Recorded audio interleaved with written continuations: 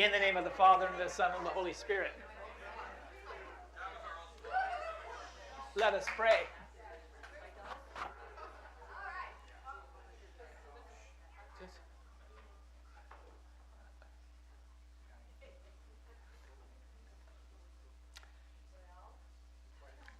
Jorge Mario Bergoglio has died. He was a good pope. Yeah, he was a good pope, okay? Not all of them are, you know, okay? He was a really complex fellow. So may the Lord God, may the angels lead him into paradise. And let's pray for a blessing on whoever the poor soul is who's going to replace him. Amen. So I thought what I would do to you guys, if it's okay, I have to sit down. I've been standing up during Mass. I got to sit down. Okay. So I want to do two things for sure. I want to do an appreciation of Pope Francis, not a long one. Okay. Then I want to. Second thing I want to do is I want to tell you what the electors are thinking about. I have a subtitle too, but you wait for that. It's coming, okay? If you want, I can give you some background on some of the papabili, okay?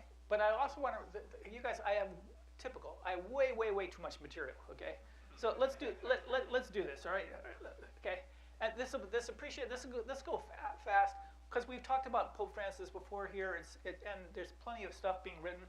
There's a lot of very silly stuff being written. Oh my God, silly. Okay, and there's the other stuff that's really cool. And I'm gonna share a quote that I think is really good here. So three major documents: Evangelium Gaudium. This is not an encyclical. This is his first major document. Okay, it's not an encyclical. It is an apostolic exhortation. So it's sort of like from the desk of the pastor, you know.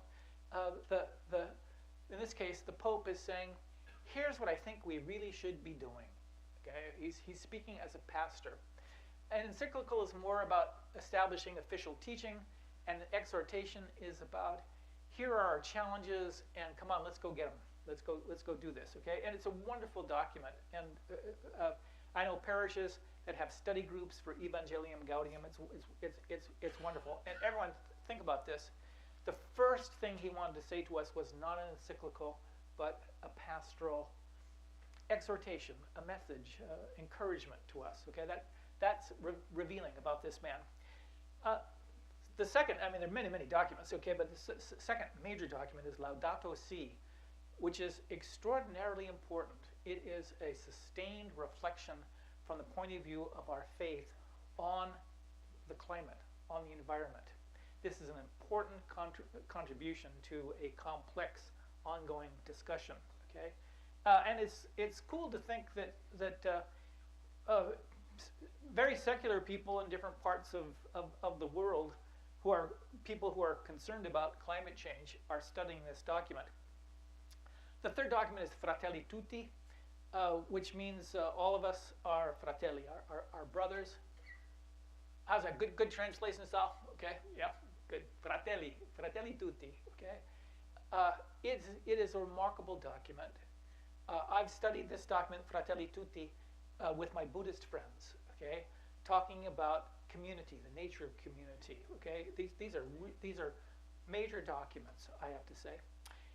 Three important synods as well. One on the family, one on the Amazon. The Amazon was unique. It was a synod in Rome, a synod of bishops, but convoked for the people of the Amazonian river basin. Okay, this is, and looking at what are the special pastoral needs of this area. It's huge. It's certainly undeveloped. It is certainly threatened with development. A lot of controversial things. The term viri probati came out of this. It was used a lot. It didn't come out of it. Used a lot at this synod. Viri probati. It means men whose mettle has been tested and whose leadership is recognized by the community. If you've got an isolated community in the Amazon, there's no priest, does that mean there has to be no sacraments? What if viri probati, well-recognized leaders in the local community could be ordained to administer the sacraments, okay? And the third, I think, is the most important of the synods, is the synod on synodality.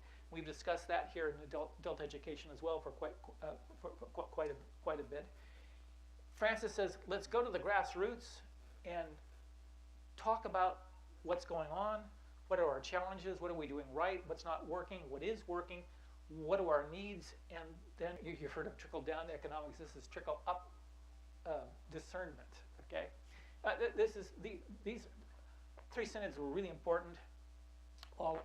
Okay, but synodality, I think this is a lasting contribution of the Pope. Okay, so he was not afraid to tackle difficult issues: global immigration, climate change, populist politics, and in the realm of diplomacy, peace accords in the South Sudan that then did not get a lot of press here in the United States, but it's huge.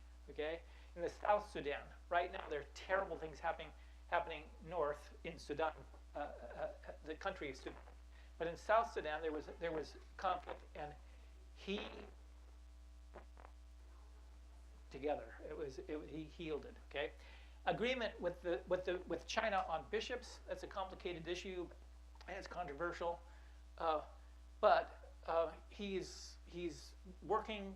He worked with the Chinese Communist Party on how bishops get named in China. I know bishops Catholic bishops in China who are part of the so-called patriotic church.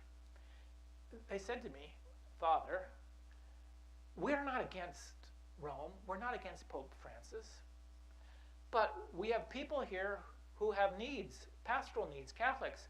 And if I'm going to be able to be of service to the Catholic community, I have to be a member of the Patriotic Church under the control of the government in Beijing. So I'm going to be talking more about this idea of how to deal with the difficulties, the political difficulties of the world. Okay. Also, a joint statement with Muslims. Okay, you guys, I could go on and on about that, but this joint statement on fraternity with Muslims, a real breakthrough, really helpful. So let me tell you about some more moments, okay? I was driving,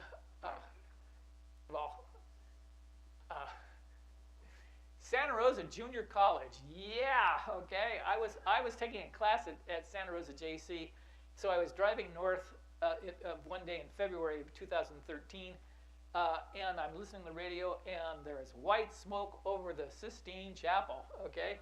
So I'm sitting there now. I found a parking place there at Santa Rosa JC, okay? And class is coming, but no, we're waiting. I said, I got to find out who the Pope is, okay? And I'm listening to it, not on the radio, okay? And he's talking. He says, Bergoglio.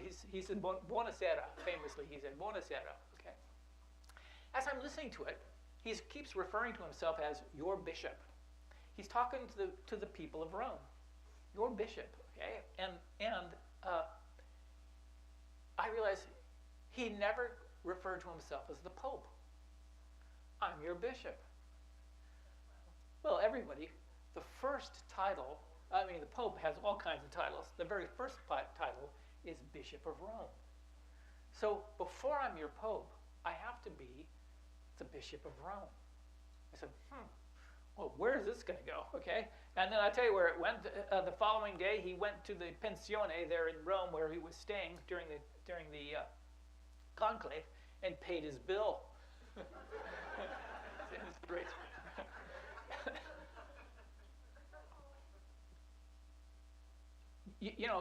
St. Francis famously said, "Always preach the gospel, and if you have to, use language." Okay.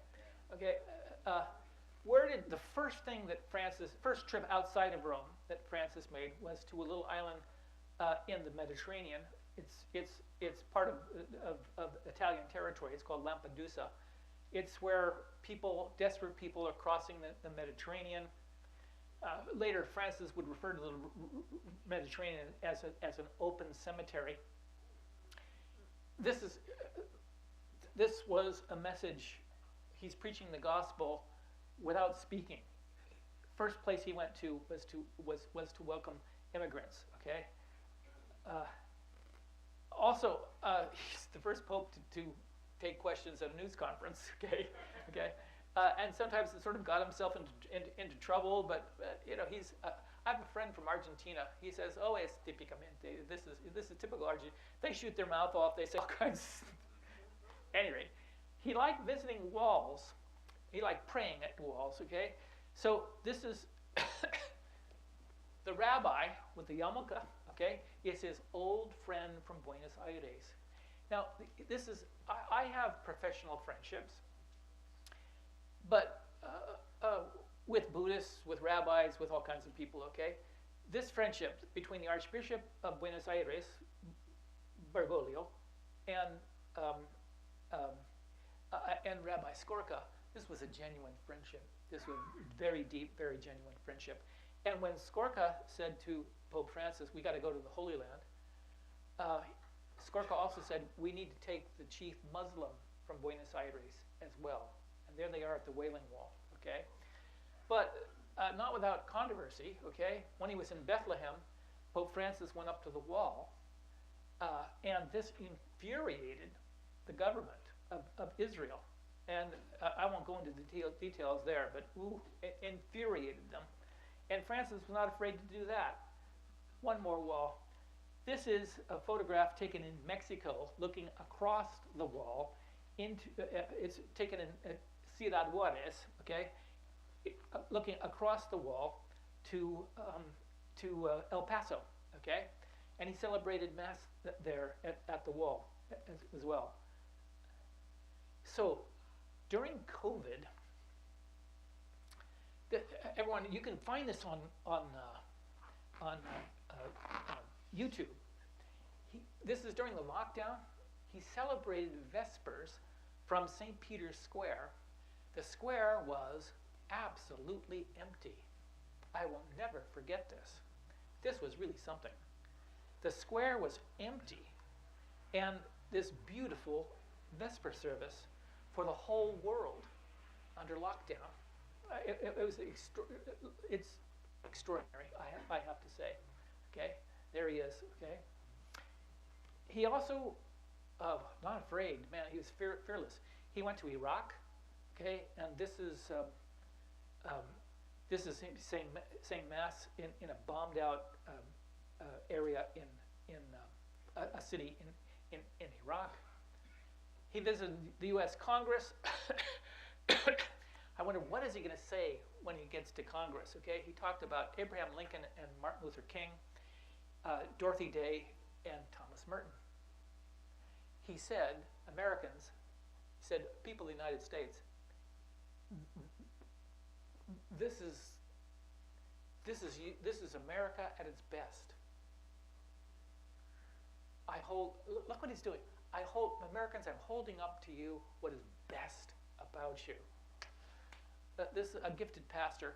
Then he and Speaker Boehner and Vice President Biden took him out to the balcony, and I don't know if you can't see it very well, but I mean, there's just this is this huge crowd there on the mall. Okay, and everyone, again, a man of gestures, right?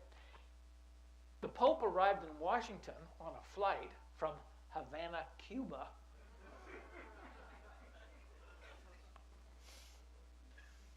Yes. Okay. Well, you can see. There's Che Guevara up there. Okay. Okay. Synodality. The Synod on Synodality. Okay. Look at the seating arrangement for this synod. Okay. This just the seating arrangement is making statements. Okay. And finally, everyone, I got to move in. I got so much I want to discuss with you here. Okay. John, there are silly things being said, all by people that support Francis and don't support Francis. Silly things, okay? But I think this is extremely insightful. John Hirsch from Georgetown said, Francis is, when all is said and done, an agent not only of reform, but also of a kind of Christian stability that insists on pastoral change. I really like that. If we're going to be faithful to the tradition, faithful to the gospel, we're going to have to change. After all, the church has always changed. You can't be faithful if you're not changing. This is a great insight into Pope Francis. When all is said and done, an agent not only of reform, but of a kind of Christian stability that insists on pastoral change. The stability is the insistence on the perennial need to change. And this is what will ever distress his adversaries. And I can't believe things that are said. Well, there's a cardinal that has recently called him a dictator. Okay, what? Okay, this is unimaginable during the pontificate of Benedict XVI, unimaginable under the pontificate of John Paul II, unimaginable going all the way back. It just is unimaginable. Okay, okay. So with that, let me say, visiting the Rohingya, for example, okay, courageous, okay. This is up here. This is him talking with the prefect of Al Azhar University in the Grand Imam of Al Azhar in Egypt. Okay, again a breakthrough. Okay, so let me see here. That's a good picture, yeah. Okay. Okay, so let me bring up.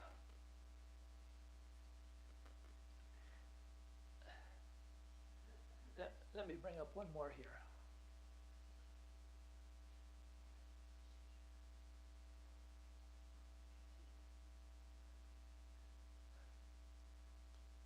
Here we go.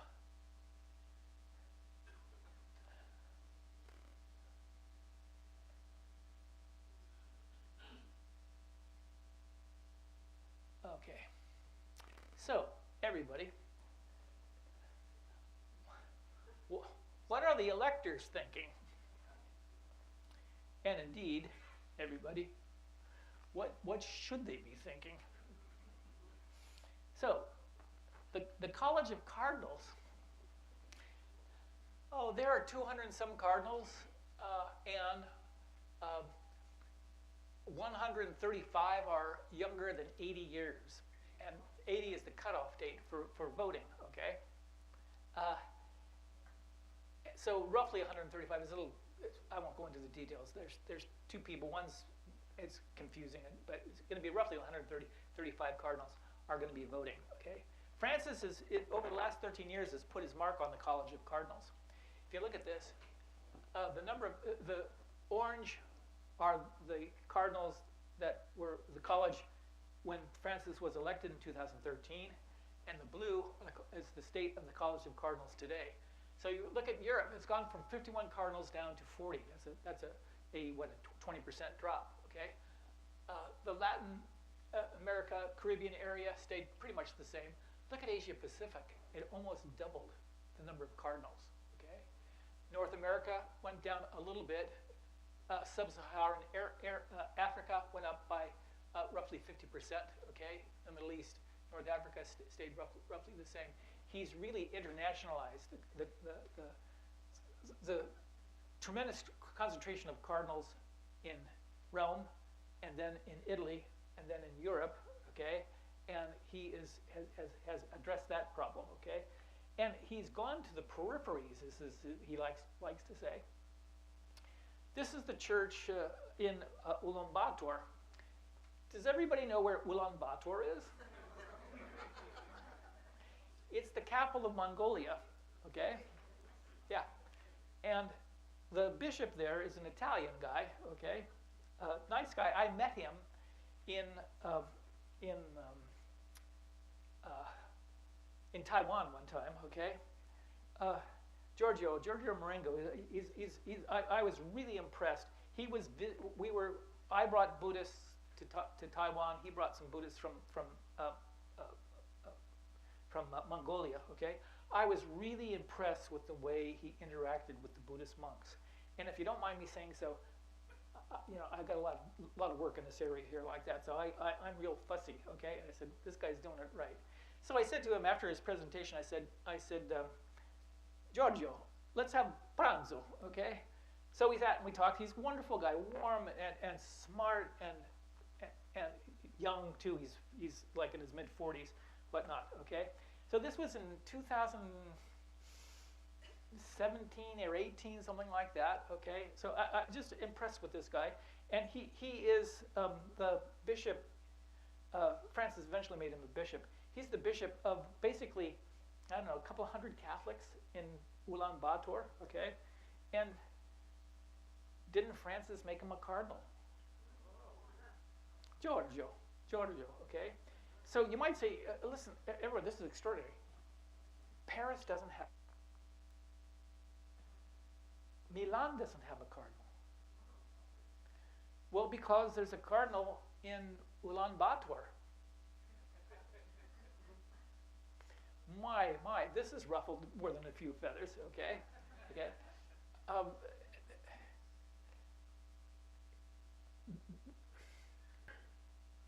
He doesn't want cardinals necessarily from large, wealthy, metropolitan dioceses that have a lot of tradition, okay? I understand, but should Paris have a cardinal? Probably, okay? But there's only so many electors. You can only get so many electors inside the Sistine Chapel. And he wants someone that loves Buddhists in Ulaanbaatar voting. Yeah, I used to say that ruffled more than a few feathers, okay? So here are some issues that I think are on the mind of the electors. You can just see that I'm gonna run through this, so there's no need for me to dwell on this. Let's start with charism and administration, okay? So the Pope has become a rock star, whether you like it or not. This is not a job for introverts. So the Pope went to, Francis went to, what do you call it, to Manila. And 6 million people showed up for Mass. Now, I'm not quite sure how you do Mass for 6 million people, but somehow they pulled it off, okay? So you've got, it's constantly, you've got to be communicating, he's like it or not, he's become a global celebrity, okay? But he's also got a shop to run, everybody. You got to pay the bills. The Vatican doesn't have a lot of money, contrary to what you might have heard in the press. The rich and powerful Catholic Church, okay? Francis struggled with this. The Vatican has a bank. The Red Cross doesn't have a bank. Does the Vatican need a bank? At any rate, he struggled with this. All popes struggled with this. Okay? So how do you be this amazing communicator, global celebrity, global figure, and also be able to run a shop, okay? This is what the cardinals are thinking about. The second issue I want to mention here is immigration. This is certainly a neuralgic issue here in the United States, okay? It's a neuralgic issue in Europe as well, okay? This is a mass that went on at the border between Mexico and the United States. The electors, I know one elector, and I know what he's thinking about, okay? He's thinking about the failure of the global economic system. So remember the North American Free Trade Agreement, okay? That meant that corporations here in the United States that get federal government subsidies could grow corn and sell it in Mexico. And that put a lot of our parishioners out of business, farmers in Mexico. You can't undersell these corporations that are growing corn at a can't be done. So what are they going to do? Now they're here in Sonoma, mowing and blowing. the failure of the global economic system. And you guys, time and again, I've said from the pulpit, when I talk about immigration, I say, yeah, it's complicated. Message from the Catholic Church to the United States of America: fix it, but fix it in a way that is respectful of human dignity, and understand that the core of the problem is the global economic system. But I can go on here, okay? The destabilization of nation states. There are failed states in Central America, certainly in the Middle East and parts of Africa, okay? And people are on the move. And lastly, I want you just to say climate change. We got to recognize that there's a drought in Central America right now. Farmers are in trouble. This also accounts for immigration, and this is on the minds. Immigration is so everybody look at this too. Okay. This is a rally of a political party in Germany called the Alternative für Deutschland. Okay. It is a far-right, anti-immigrant. I will not call it. Some people call it a neo-Nazi party. Okay, I don't think that's very useful. That's just name calling. Okay, it certainly is populist and anti-immigrant. Okay, and certainly we're wrestling with this sentiment here in the United States on immigrants. Okay, and what does Francis do in the midst of this? He commissions an artist to create a sculpture for immigrants. It's in the piazza. It's in the St. Peter's Square. Okay, and it's go check it out. Okay, it's all these people are crowded on the boat. Okay, again, reminiscences of Lampedusa. Okay, so this is let me say the electors are thinking this issue is a loser for us. And what are we going to do? Francis was, man, he is just going straight ahead. He is full bore in supporting immigrants. And so how do we balance the reality of the Alternative für Deutschland and other far-right parties in Europe and in the United States, okay? And the church's commitment to immigrants. That's on their mind. Also, everyone, I want to talk about LGBTQ issues, but also the ordination of women. Okay. Famously, on one of the after visiting some country, whatever it was. Okay, he was asked a question on the flight back to Rome. Okay, and he said about a priest that was gay or gay people or whatnot. He said, "Who am I to judge?"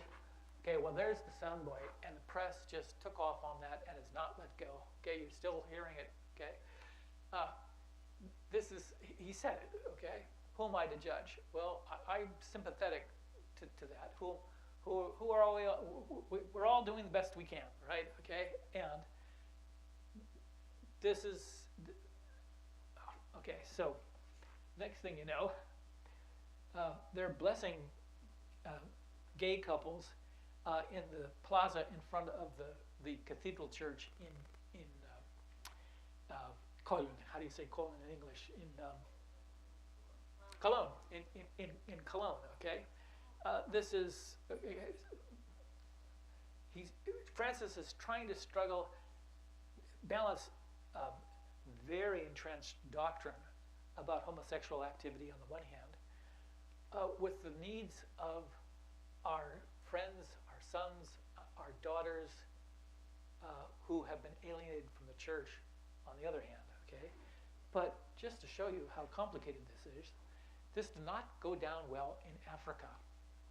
There was public opposition among some African bishops to what Francis was doing in this regard.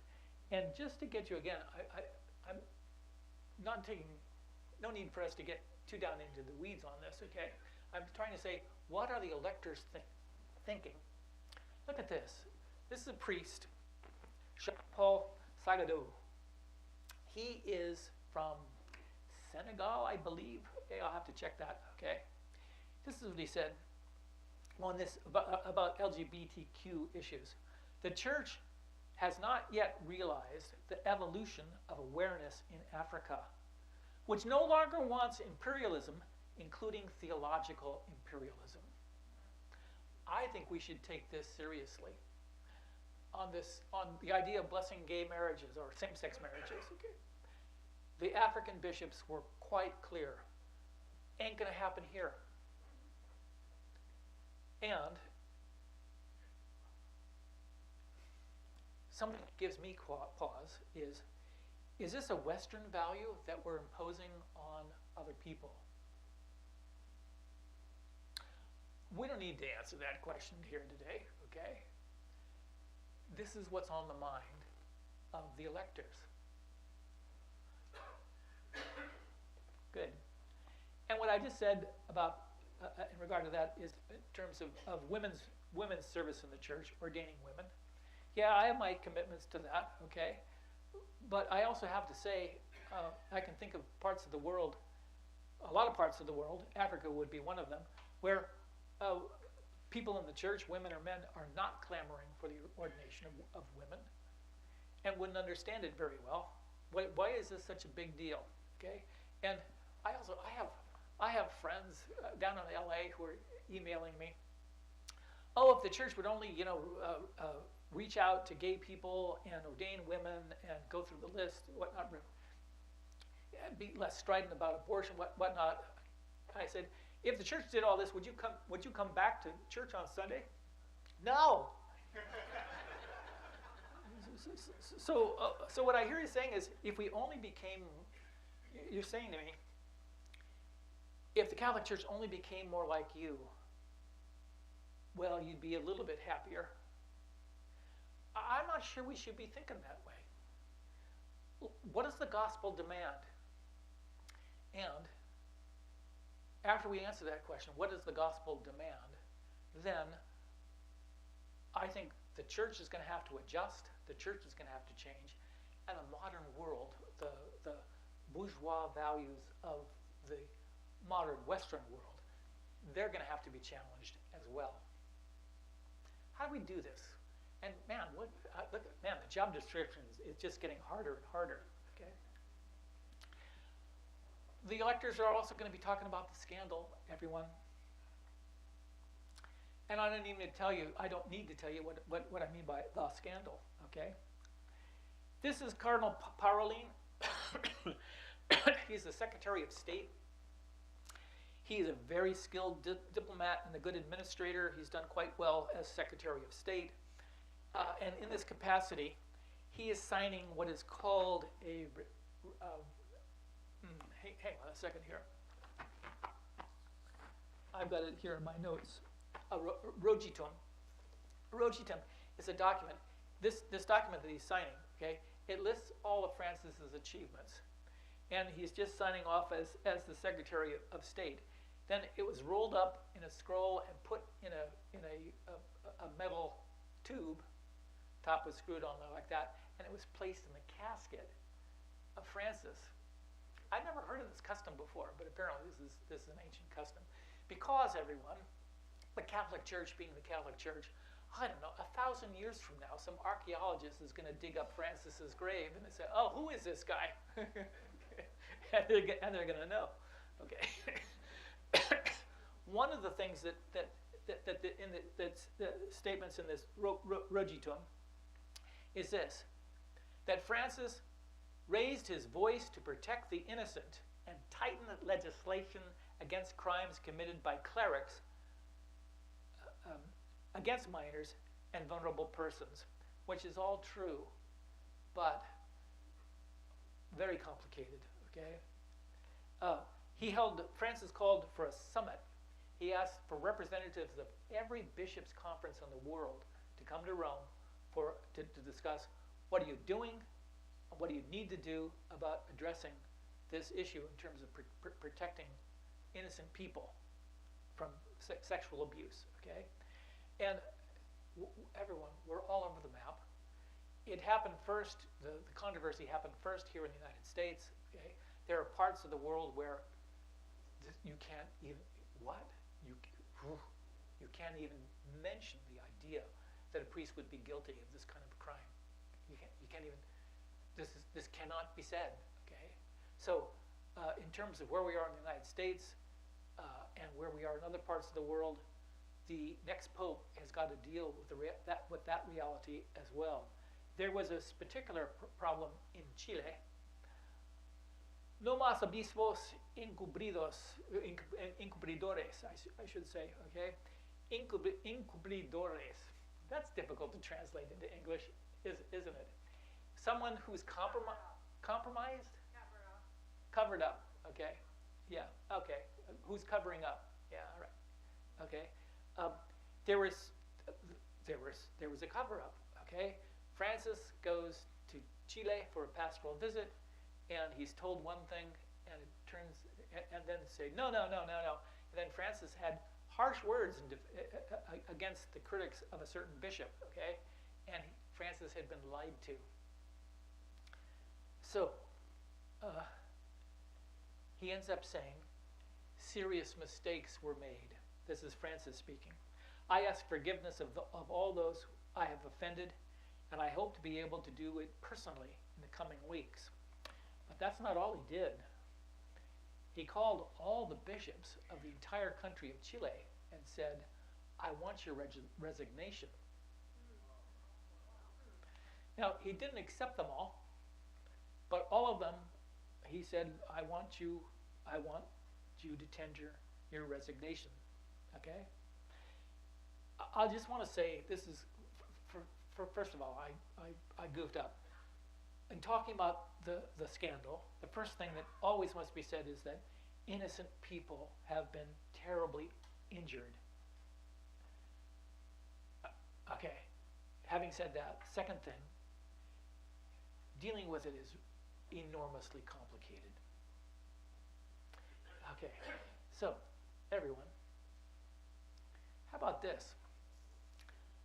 A sixth topic that I think is on the mind of the electors is the church and what I'm calling here the new authoritarianism. Again, I'm talking about different parts of the world. This is a picture of Cardinal Victor Erdu. Eater, okay? There should be an umlaut over that O, okay? He's the Archbishop of Budapest in Hungary, and he's shaking the hand of a fellow named Viktor Orban. Viktor Orban is,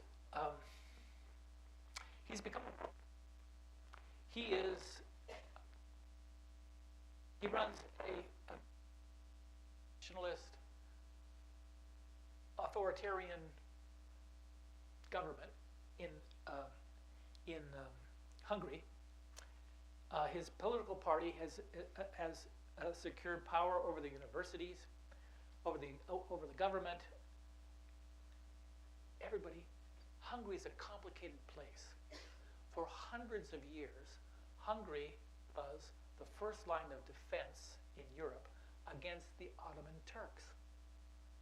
Why do we have the Austro-Hungarian Empire? Why did the Habsburgs become so powerful in that part of Europe? It's because there was the threat of Muslims coming up from what is today Turkey up through the Balkans, okay? And the place where Europe defended itself was Hungary. And so Hungarians say, we're a Christian nation, and we like it that way, and we have suffered to be a Christian nation in defense of all of Europe against Muslims. We're not keen on immigrants. I'm not saying that's right. I'm saying that's something that we should sit up and pay attention to.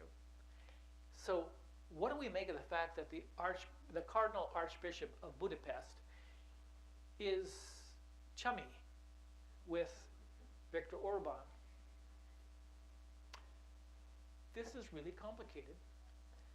Some people talk about Cardinal Erdu as a papabile, okay? This is someone who is potentially could be the Pope, okay? And some people think it's a great idea because he is against immigration, and he's chummy with Viktor Orban. Other people say that's a terrible reason that he should become Pope for the very same reasons. I think we need to reflect on this. I think the electors, I hope the electors are reflecting on this. There is a great temptation when I look at the history of Catholicism, of aligning ourselves with governments. The church in Spain did this during the colonial period, okay? But the church in Spain did it in the 1930s with the rise of the fascist government. This is Franco underneath a canopy with Catholic bishops, okay? Danger, danger, danger.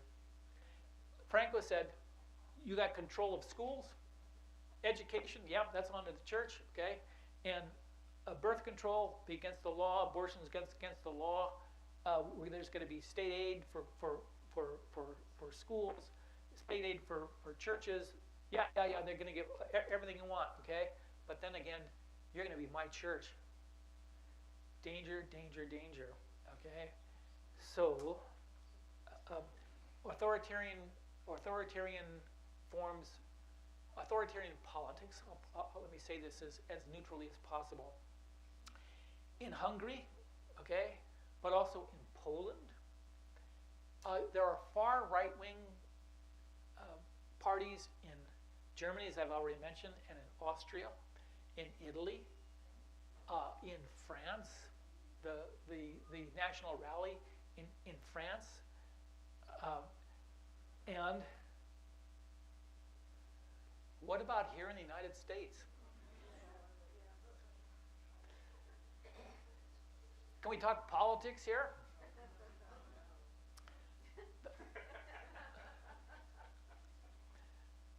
The government of the United States has delivered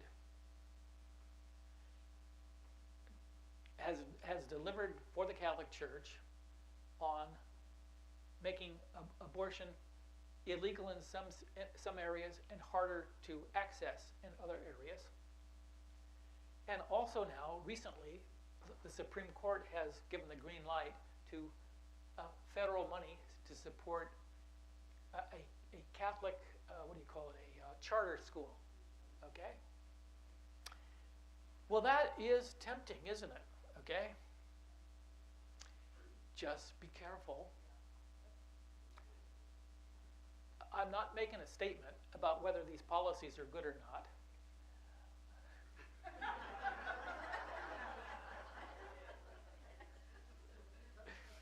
So, everybody, look at this. Il Papa and Il Duce. This is Pius XI. And so Pius XI, he started off admiring Mussolini. Mussolini was really down on the communists, okay, and that was a problem in Italy, okay. So he was a great supporter of Mussolini. And he he signed a treaty with Mussolini, the Lateran Treaty. So just to give you a little bit of history here, 1870, Garibaldi takes the Papal States in the central part of Italy. So now the Pope doesn't have any land, and Pope's not a monarch any longer. What is this? He becomes the prisoner of the Vatican. Okay, this is okay. So, and Pius IX really turns out to be a real reactionary, especially because of the loss of the Papal States. Okay, this political controversy was not resolved until 1929. It's 1929 when the 640 acres of the Vatican city-state were established. So those 640 acres are extraterritorial. That is to say, when you cross from the Via della Conciliazione into the Piazza di San Pedro, Pietro, sorry, I'm speaking Spanish here, okay? You're leaving Italy and entering, you're going outside of Italy, okay? That's as a result of the Lateran Treaty. That only goes back to 1929, okay? And that's when officially the Pope was no longer the prisoner of the Vatican. The deal was state support for Catholic schools, towing the line on Catholic doctrine in terms of birth control and abortion in those days, of course, was unthinkable. So all kinds of goodies for the church, okay? Pius XI came to hate Mussolini. Pius XI, we need to study him. He's very interesting character, okay? And And if I should be elected Pope, I'm going to read up on Pius XI. One of the things he did, just before the Lateran Treaty, he condemned Charles Maurras. Charles Maurras was the genius behind a movement in France called Action Française. This is a movement that said, France is truly Catholic, and we must have a monarch. This is a rejection of the French Revolution and a rejection of what in France is called laïcité, which doesn't translate well into English. That France is a strict separation between church and state, and this was condemned by Pius XI in 1926 because the church in France was selling its soul to this right-wing political movement. Remember, I'm talking about, right now the theme is the church and the rise of new forms of authoritarianism, okay? Well, we've got roots that we can look back on and learn from. Pius XI, I think, is one of them. And everyone, please, so you understand what this is, okay? Okay. Also, you know the l'affaire Dreyfus, the Dreyfus affair. Okay, so a Jew was accused of treason and ended up on Devil's Island. Horrible. Okay, and the church was supportive of the condemnation, the imprisonment of Dreyfus. It was a terrible scandal. Okay, why? Because we got to get rid of the Jews. We got to get a monarch. We have to return to our Catholic roots, Catholic identity of France, because otherwise, what? All the secularism and communism and liberalism, we can't have that. Okay, and the Pope ends up condemning l'Action Française. That was quite something. Okay, please understand, everyone, that Action Française still exists. Its relationship with the National Rally, that's Marine Le Pen, that party is complicated, and I'm not going to talk about that. This is authoritarianism, the lure of authoritarianism. I repeat that the federal government current federal government has delivered on abortion and now on support for Catholic schools. And the bishops, Catholic bishops in the United States of America, are remarkably silent about immigration. Immigration is a losing issue. How are we going to navigate this? I want to be clear just in terms of, okay, I think immigration is a mess, and in terms of the need for laws and secure borders, yeah, okay. But I'm also as a Catholic saying, the global economic system is unjust. What are we going to do about that? Which leads me then, if you allow me, into my last theme here. What's the meaning of the Second Vatican Council? Now everybody, the Second Vatican Council was almost 60 years ago. We're just getting started. Believe me, we're just getting started. Okay? So everyone, Francis answered the question. And the next Pope, I hope, is also going to continue to answer that question. So when I was in college and doing my theology, etc., okay, we thought of the Second Vatican Council was reconciling the church with the modern world. Aggiornamento is the term that used by John the 23rd. Aggiornamento, updating. Giorno, buongiorno, today. Okay, getting things updated up till today. Okay. Certainly there is this is an acceptable interpretation of the meaning of the Second Vatican Council. Okay, but I don't think that's what the council. Now that we're 60 years out, I'm looking back and I'm saying, no.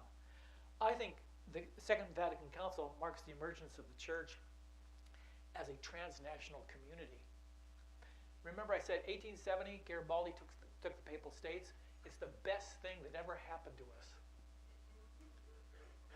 We're not a little kingdom.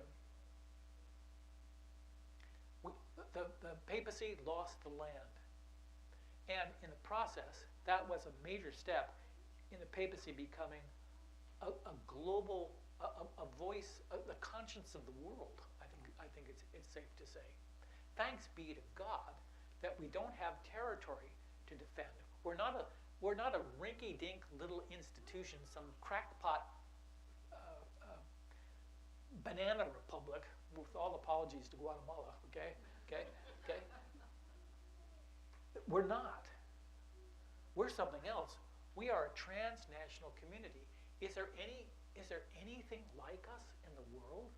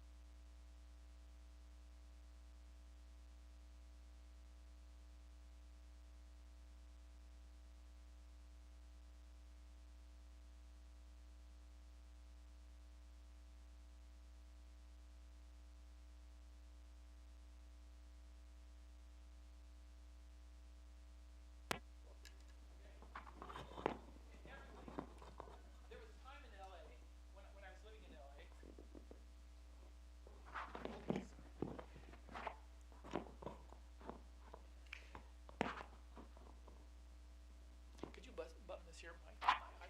Okay. That's good. That's just leave it right there. Okay. So, one Sunday I would say Mass in Little Tokyo. Okay, in Japanese. Okay, and it's all is like this. Okay, very quiet, very prayerful. I have to say. Okay. Following Sunday, I would go to an African American parish, and man, oh man, we were just shaking the rafters. Okay. At St. Agatha's, we don't rock. No. We swing. Okay. All right. Okay. And I would describe this as liturgical whiplash. All right. Okay. And it's all Catholic, isn't it? It's all Catholic. Meaning, not that just that we do similar prayers. There's a Catholic thing about this. And there's an African American way of swinging Catholicism, and there's a Japanese and Japanese American way of being mindful about the liturgy. And I love this. I simply love this. I used to, as I'm saying this very prayerful Mass at Little Tokyo with women with veils, some of them at least, okay? I'm thinking, next week I'm going to be St. Agatha's, and man, we are going to be swinging. Okay. I love this about Catholicism. This is Holy Family Parish in Brooklyn and Holy Family Parish in Gaza. Once again, the Pope Francis called this, I think the phrase he used was a concrete universal. This is a philosophical term, a concrete universal. It means this: only by being really concrete. This is, I'm guessing, maybe an Italian, a parish started by Italian immigrants or Irish immigrants in Brooklyn. And look what they built. Man, they built a fortress, okay? And that's telling something about American, the history of American Catholicism too, okay? All right? And look at this. This is the Catholic parish, Holy Family, in Gaza. Only by being Palestinian is this parish in Gaza the Catholic Church. And only by being, I'm not sure what it is, Irish or Italian Catholic, is this community Catholic. Here at St. Leo's, everybody, we worship in English, we worship in Spanish, we celebrate Our Lady of Guadalupe, and we like St. Patrick's Day, and only by being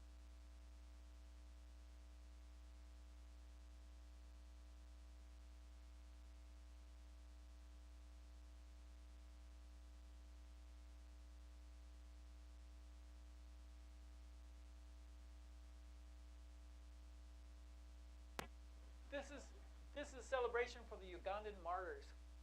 Okay, I don't have time to get into a long history, excellent, just wonderful. The story of the Ugandan martyrs. Okay, and look, this photograph, it just goes on. The people go on and on and on. Okay, this is huge. Okay, and on the other side here, this is in the capital of El Salvador, San Salvador. This is the funeral of Archbishop Romero, who was chosen to be Archbishop of San Salvador because he was safe and he was quiet and wasn't political. And then they started shooting his priests. They started shooting catechists. They started shooting community organizers.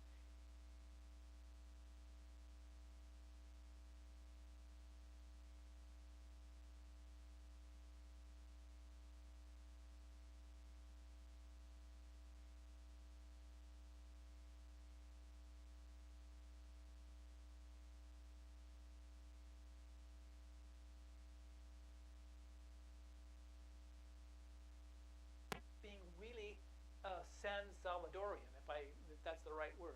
You got to be local. You have to be concretely local.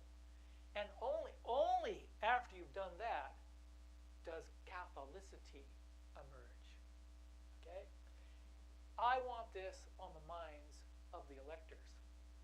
How do we be Catholic? Everybody, one more, because it's so much fun.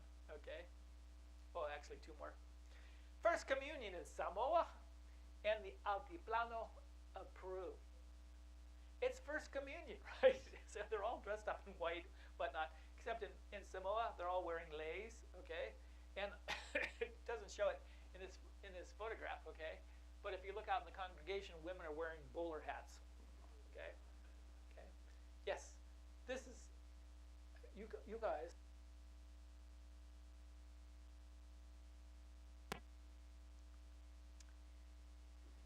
silly, I suppose.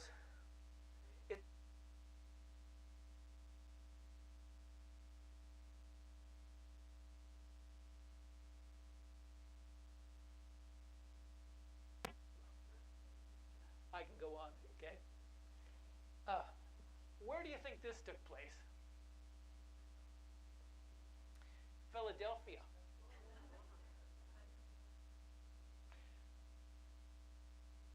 Where do you think that took place?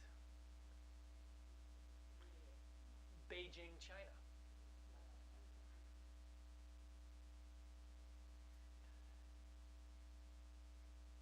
Buddhists sometime.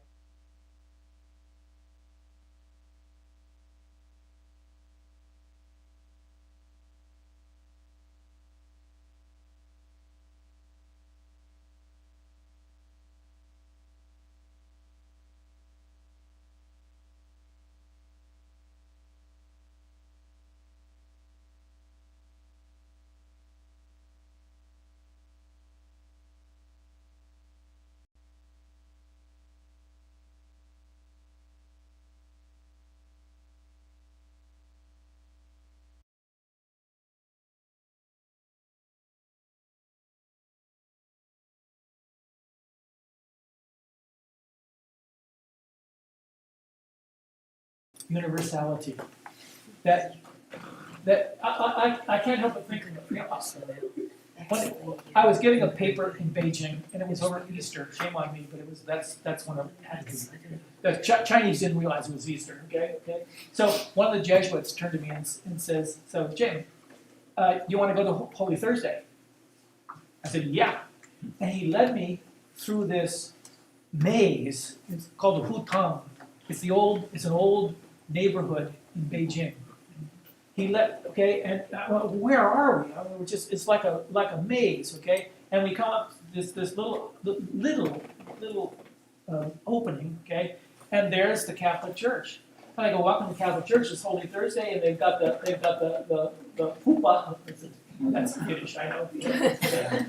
And it was like the 1950s, okay? And they're singing Tantum Ergo in Chinese. Okay. And then after Mass, we're standing out in front of the church, again, people crowding around. The Jesuit indicated that I was a priest. Boom! Everybody comes up to me, okay? They're all asking me for blessings in Chinese. Everybody. The church as a transnational community. Look at this. Synodality. We need to come together. We need to share our faith. We need to listen. Oh God, do we need to listen? Listen to one another. Because that way, we will continue to be on the road together. That's what synod means, to be on the road together. If there is a lasting gift of this man to all of us, it's synodality. I think synodality is the way we are realizing ourselves as a transnational community. I think that's the real meaning of the Second Vatican Council. Remember what I said about Francis? He's calling for a type of stability in the church that requires pastoral change. Remember that? That's the stability. And that is frightening for some people. But they're coming along. They're with us too. Okay? I'm going to stop there.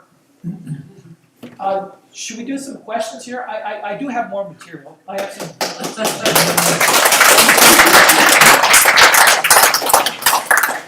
I have gossip on some of the people that might be elected. Comments or thoughts about what I presented here? Thank you so much. I really enjoyed it, but I do want to hear about the possible pope. The Papa. Yeah, those guys. Yeah. I mean, I don't want to stop anybody from asking questions, but. Should we do this? Sure.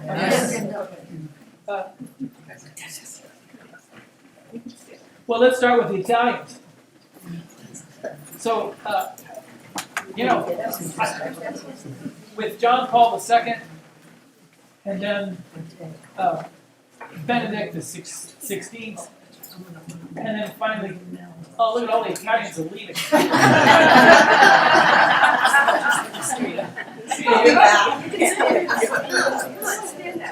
Okay, listen.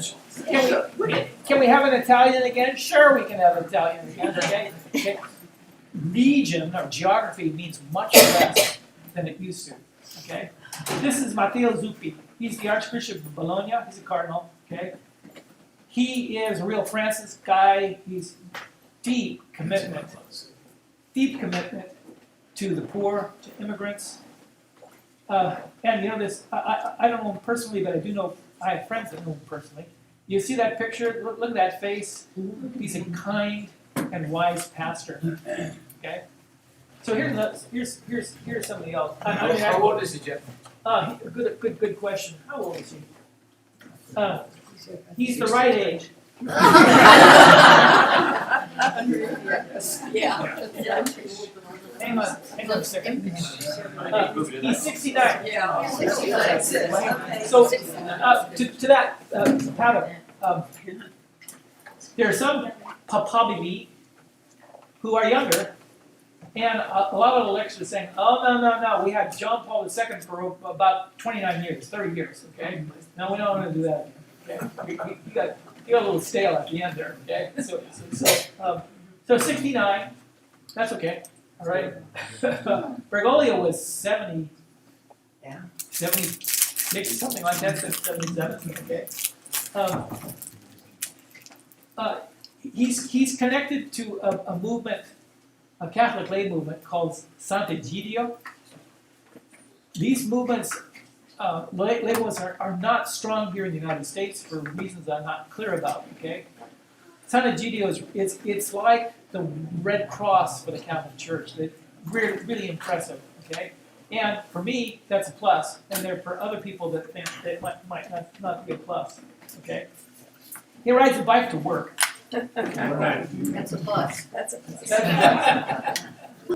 Okay, so Pier Battista Pizzaballa, excuse me. Pizzaballa. What is Pizzaballa?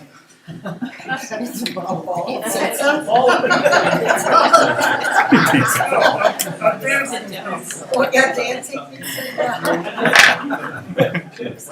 That's it. A dancing pizza. Yeah. He's Italian, but he's spent the last 30 years in the Holy Land. He is the pastor over the West Bank in Gaza. He's 60, so that's a little too young.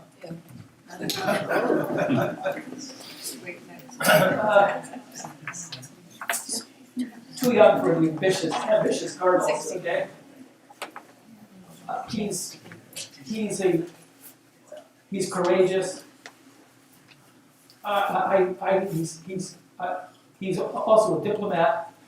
If he should be elected pope, this would be a real poke in the eye to Bibi Netanyahu. Yeah, everyone, hold it. Is that what we want to do? Yeah. This is complicated. Okay. Pietro Parolin, another Italian. Okay, Italians are okay. He's 70. He's been the Secretary of State, which means he runs the Vatican Diplomatic Service. Okay, he also runs a lot of other stuff. I'll be simple about it. Okay, he's soft-spoken and mild-mannered. Theologically, he's a centrist, and Francis. Well, let me say this about Francis. Francis just could connect. Okay, 6 million people in Manila. Okay, he's connecting with each one of them. Okay, Parolin is rather understated. He's a diplomat. Okay, so he's not high energy charismatic. But you know what? They said the same thing about Bergoglio when they voted for him to be pope, and he became Pope Francis. Okay, so I like this guy. He's smart, and he is cosmopolitan and sophisticated. He speaks multiple languages. Okay, so that's the Italians. Okay. Oh, by the way, you guys, I presume that none of the people I'm showing you is going to be elected pope. So how about the Americani? Okay, Joseph Tobin. He was the Superior General of the Debtors. He was in Rome, so he's got a lot of connections there. He was a parish priest for a long time. He has experience in Latin America. Okay, the Pope made him the Archbishop of Newark, New Jersey, which is right across the Hudson River from New York. Okay, and then made him a cardinal. Okay, you guys have to understand. Newark, New Jersey has a cardinal. There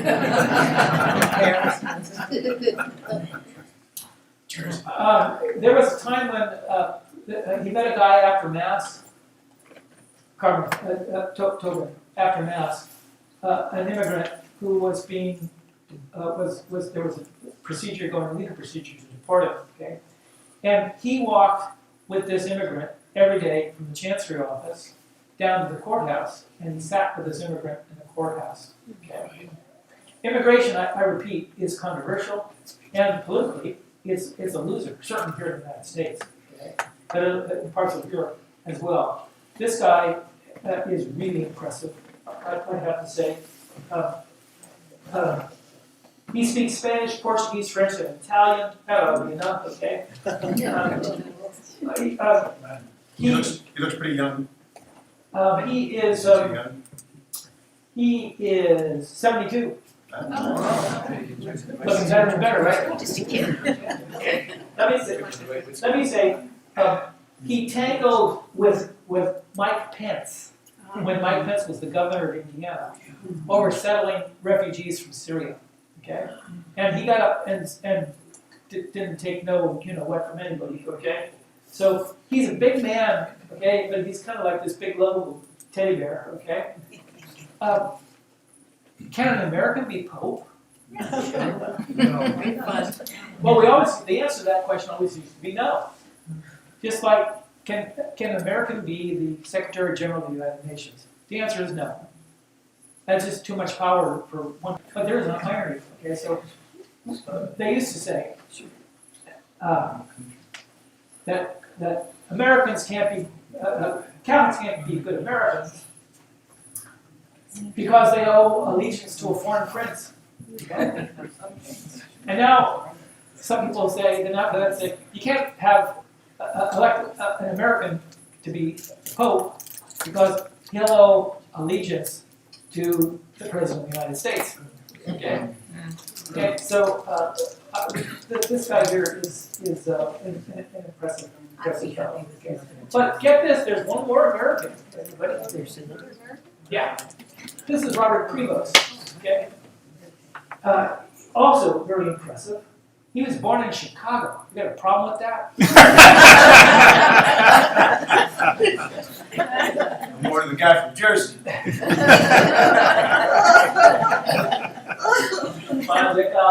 Okay, so he studied in Rome and then served like 30 years, I think, different stints in the Altiplano of Peru. He spent much more time in Peru than he's ever spent in the United States. Now, he does the office, he's the prefect for the dicastery for bishops. So all the bishops that are named, all around the world, all the bishops, the people that are named to be bishops, go through his office. So this is that's a very influential office, no doubt about it. He's quiet, he's unassuming, he's a man of few words. A lot of pastoral experience, okay, and he has been delivering. Francis says, I want pastors. I want courageous pastors.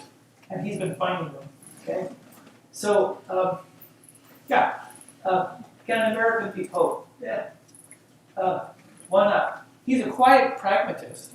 Again, I want to emphasize this, okay? There are certain hot-button issues that liberal Americans really go for. I don't think we should be thinking in those terms. The world is complex. We need to be listening. It's not that I'm poo-pooing women's ordination. No. I'm just saying that where Francis opened up the question for us, where is the next boat going to take it? There's some Asians too. Kikichi Isao. This guy's family name is Kikichi. Okay. He's a Nihonjin, so I want to go meet him. I'll go talk Japanese with him, okay? Kikichi Isao. He is very likable. He was a missionary from Japan. Spent a long time in Africa. He was instrumental in resettling refugees. Remember during the genocide in Rwanda? He was the point man for Caritas International, okay? Getting people out of Uganda and getting them resettled. He's a really impressive guy. Japanese are not good linguists. I say that from experience. Okay. He does okay. And he's smart. And the Pope made him the head of Caritas International. So we can talk about Catholic Charities here in the United States. Caritas International is the whole international organization. Okay. And that would be something new, right? A Japanese Pope. Okay. And by the way, Chichito koto sere no mina ni yote. Okay? Brush up on your Japanese. Okay. Actually, we have two papabibis from the Philippines. One is Luis Antonio Tagle. Okay? I don't know him, but I have a very good friend that has worked closely with him. He's a wonderful fellow. You have to know that my brother-in-law is Filipino. Okay, and as a priest here in the Bay Area, I've worked with Filipinos for years and years and years and years. Okay, he's got this wonderful Filipino sense of humor. Okay, apparently he can keep people in stitches. He could be a stand-up comic. Okay, he's also warm and he's called the Asian Francis. Okay. Solidarity with the poor. He accompanied. He was as the Archbishop of Manila. He was the president of the FABC, the Federation of Asian Bishops Conferences. This is a very bishops conference in the world.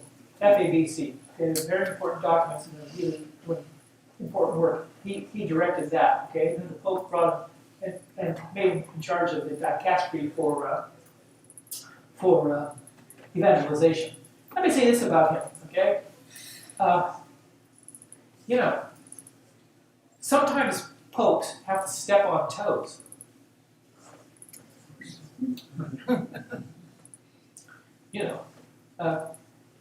Leave the gun, take the cannoli, okay? Can't believe I just said that. Popes have to step on toes. I don't know if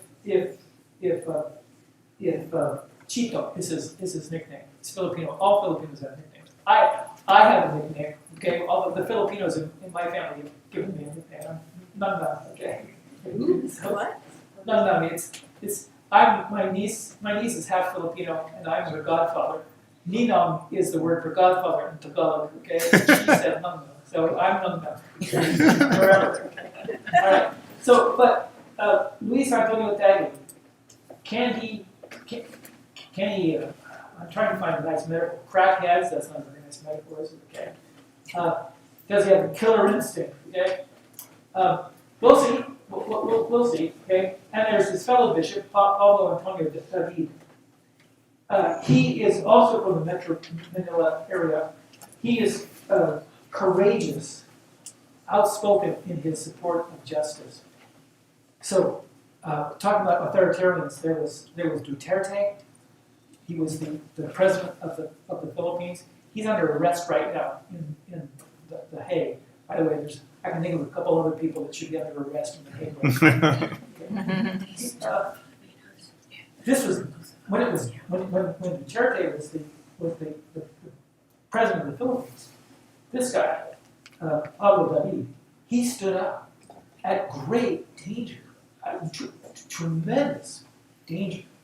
How he didn't get assassinated, I'll never know. Okay? So he's spoken up a lot as well. So three people from Asia. Okay? There's also talk about an African, everybody. Fridolin Ombongo. He is the Cardinal Archbishop of Kinshasa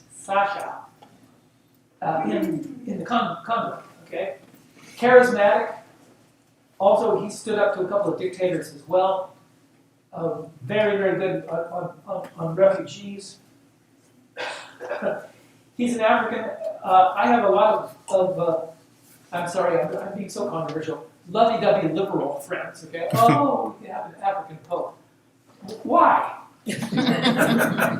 What? Being born in Africa? This automatically means no. Okay. He insisted on election monitors in the Congo, and he insisted on it. And the Catholic Church in the Congo can deliver on this. He put it together. Election monitors. Okay?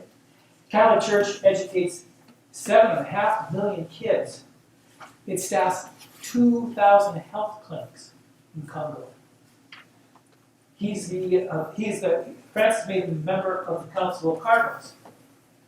You know that, it's a kind of a kitchen cabinet of cardinals, okay? We also have to recognize that the Catholic hierarchy in Africa is, I think we have to say, the most conservative, if you like that kind of liberal conservative, I don't know if I like that language at all, okay? But it's in the world, okay? He's the one that led the opposition to Pope Francis on the blessing of same-sex marriages, okay? He said, it ain't gonna happen here. I also have to say that he was the president of the African Bishops' Conference at the time. And of course, that meant that he was the point man who had to say it, okay? But I remember when Benedict resigned, I was talking with friends in Los Angeles. Oh, wouldn't it be really cool if Cardinal Rinze became the next pope, who's a Nigerian, African? I said, no, I don't think so. Okay, with all due respect for His Eminence Cardinal Rinze, no, he would not have made a good pope just because he's African. Don't be romantic. These are liberal Protestants talking. Okay, because look at that. Okay, this is a problem for Africa. Okay, a couple more real fast. Here, okay, Mario Beach. Mario Beach, is he an Italian? Well, maybe he's an honorary Italian. Okay, he's from Malta. Okay, and a great guy. He directs the office of the synod in Rome. And so these great synods, really important synods that Francis calls. Greech was running the show there, okay? Especially the synod on synodality. Once again, I point out, look at the seating arrangement. The seating arrangement tells the whole story, okay? So it's not one guy talking to everybody. It's everybody sitting in circles looking at one another. He's done a great job, Greech, okay? But he's got a colleague, okay? This is Claude Mullenich. He is the Archbishop of Luxembourg, okay? Also talented, on the page, synodality. The two of them ran this whole synod on synodality. They're great supporters of synodality, which I think is going to be the lasting legacy of Pope Francis, okay?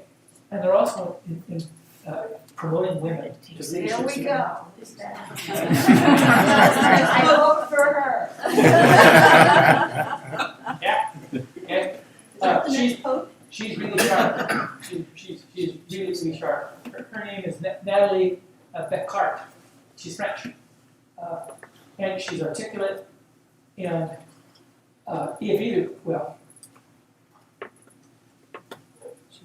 we need to keep her in Rome in a position where she's going to give us the best leadership, the best service. Okay? And if that means that she becomes the next head of the dicastery on the synod, then so be it. Okay? Let me tell you about this guy too. This is Jean-Marc Paladin. He's the Archbishop of Marseille. He spent most of his life. He's from Marseille. Let's just leave it at that. Okay. He's folksy and easygoing. He's good at jokes. Okay. Ideologically or theologically, he's close to Francis. He's very good on immigration. He's in Marseille. You know Marseille. Okay. Lots and lots of Muslims in Marseille. He's a serious intellectual. He has a doctorate in theology and a degree in philosophy. He's my kind of guy. He organized an international conference of cities around the entire Mediterranean. Think about that. So Marseille, to be sure, but also Barcelona, Rome, Athens, then go around the circle. Jerusalem, Alexandria, go around through the whole Mediterranean. It's one sea, and this one sea has been bringing us together from time immemorial. We need to talk about that. Okay? Francis was so impressed that Francis said, "Invite me." Okay? Francis came came to this meeting, okay? He's a very, very impressive fellow. So I'm gonna leave it at that. That's great.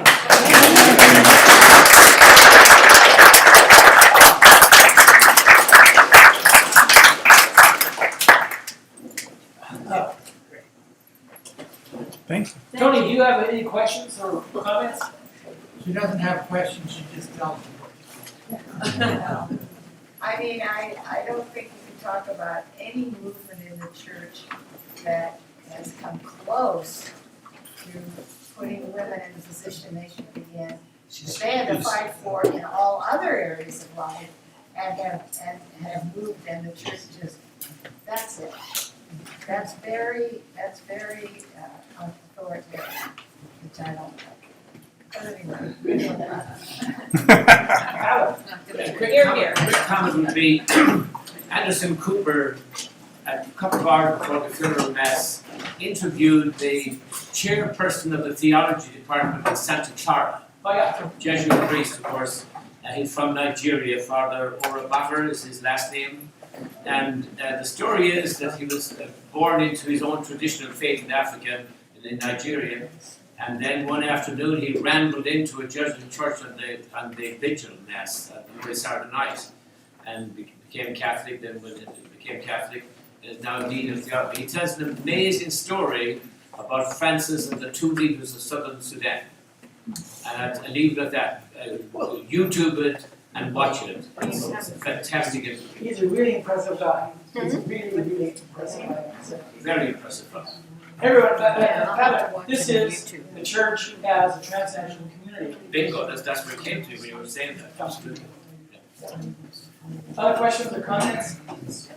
Yes, sir. Do you see us traveling on the same progressive path, or a reaction saying, no, we got to go back to more conservative ways? I think, I'm just going to talk about the College of Cardinals. There are some voices that are extremely critical of Francis. There's only a small number, and not all of them are electors, by the way, okay? And they're well financed, and they really know how to work the media, okay? So the press gives a distorted view, okay?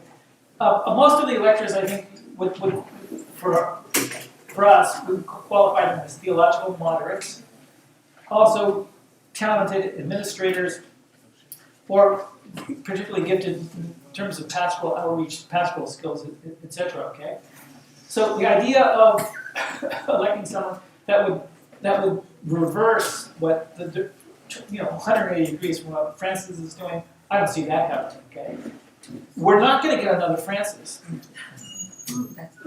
ever. We'll get somebody else, okay? And we'll see where that goes. But when Francis was elected, he wasn't considered a candidate. He sort of came out of the process. I think different. I gave a presentation. I was looking at my notes. I named Bergoli as a possible candidate. I remember But he wasn't the president. So let me say, I have friends who are bishops who have, before when he was still in Argentina, I went down there and met him, and they were thoroughly unimpressed. Unimpressed. Okay, he seemed quiet and bureaucratic, etc. Okay, and they say today, my friends, I had dinner with one of my friends the other night. We were at Della Santina. I said, well, he said, I was wrong. I was wrong. And then we had a great discussion. What? Clothes make the man. Okay, put a white cassock on somebody and all of a sudden they become a rock star. Okay, where is this going to go? So I have to say, I think this election is harder to handicap than the one in 2013. And that's because the College of Cardinals have changed so radically. So you think it's going to be a slow process? I don't know. Okay, so over the last several elections, the election has gone on for maybe 3 days at most, okay? 3 or 4 days at most. Are they going to say we need someone with experience in Curia that can run the show, administrative ability, or are they going to say, or we need someone from the periphery stuff we did with Francis? Very hard to call that. It's very hard to call. And there'll be, remember there's a movie called Conclave? Yeah. Don't waste your time. It's good. It's good. It was good.